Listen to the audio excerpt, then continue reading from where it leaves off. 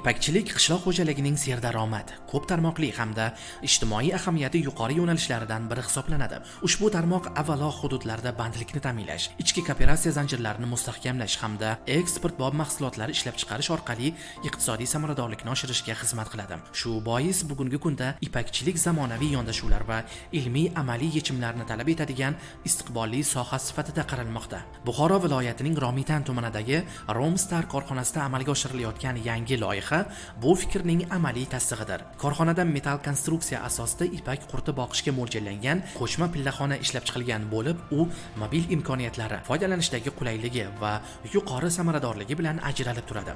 Eng muhimi, mazkur inshootni istalgan hududda qisqa muddatda o'rnatish, mavsum yakunlangach esa qismlarga ajratib, boshqa joyga ko'chirish mumkin.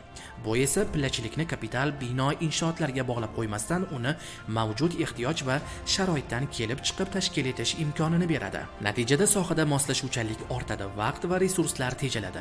Ishlab chiqarishni hududlar kesimida tizimli yo'lga qo'yish uchun keng imkoniyat yaratiladi. Pillaxonaning yengil va yig'ma konstruksiyaga egaligi uning amaliy qiymatini yanada oshiradi. Korxonada turli o'lchamdagi 7-10 metr va 10-30 metrli variantlar ishlab chiqilgan. Eng muhim jihatlardan biri 2 qavatli pilla yetishtirish tizimining joriy etilgani bo'lib, bu cheklangan maydondan samarali foydalanish imkonini kengaytiradi. Jumladan 7-10 metrli konstruksiyada 3 qavatda 5 qutigacha ipak qurti boqish mumkin bo'lsa, 10-30 metrli variantda 4-5 qavatda 10 qutigacha ipak qurti parvarishlash imkoniyati yaratilgan. Aytish mumkinki, mazkur loyiha Romstar hamda Romstar Silk Pro hamkorligida amalga oshirilmoqda. Pillaxonaning ustki qismi brezent bilan yopilib, tashqi muhit ta'siridan himoya qilinadi. Yon tomonlarida esa tabiiy ventilyatsiyani ta'minlovchi maxsus tirqishlar mavjud.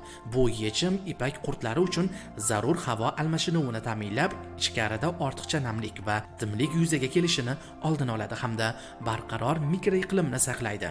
Odatda bunday inshootlarda samarali shamollatish uchun balandlik 3,5-4 metr bo'lishi tavsiya etiladi, biroq mazkur loyihada isitish zarurati ham inobatga olinib, konstruksiya balandligi 2,6 metr etib belgilangan. Ayni paytda viloyatda jami 52.388 quti ipak qurti aholiga tarqatilgan bo'lib, qurtlar 3-bosqichda parvarish qilinmoqda. Hududlar bo'yicha 3143 tonna pilla xomashyosi olish rejalashtirilgan. Romstar korxonasining o'zida esa joriy yilda 39.875 quti ipak qurti boqilib, 2392 tonna pilla yetishtirish ko'zda tutilgan. Bu ko'rsatkichlar korxonaning hududiy tizimdagi muhim tayanch ishlab chiqaruvchi subyekt ekanini yaqqol namoyon etadi.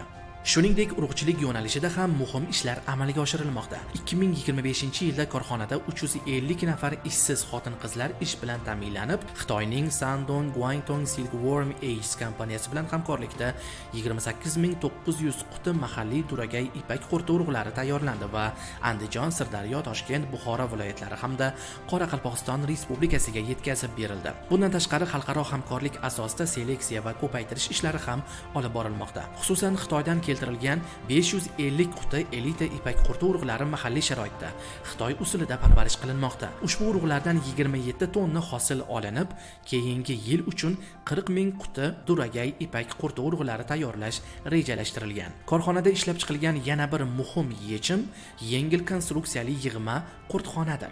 Ushbu inshootning o'lchami 18 metr, balandligi 2,6 metr bo'lib, uning qiymati 9,8 million so'mni tashkil etadi. Bunday qurtxonalar aholi xonadonlariga moslashgan, ortiqcha noqulaylik tug'dirmaydi va ipak qurti boqish maydonlarini kengaytirish imkonini beradi.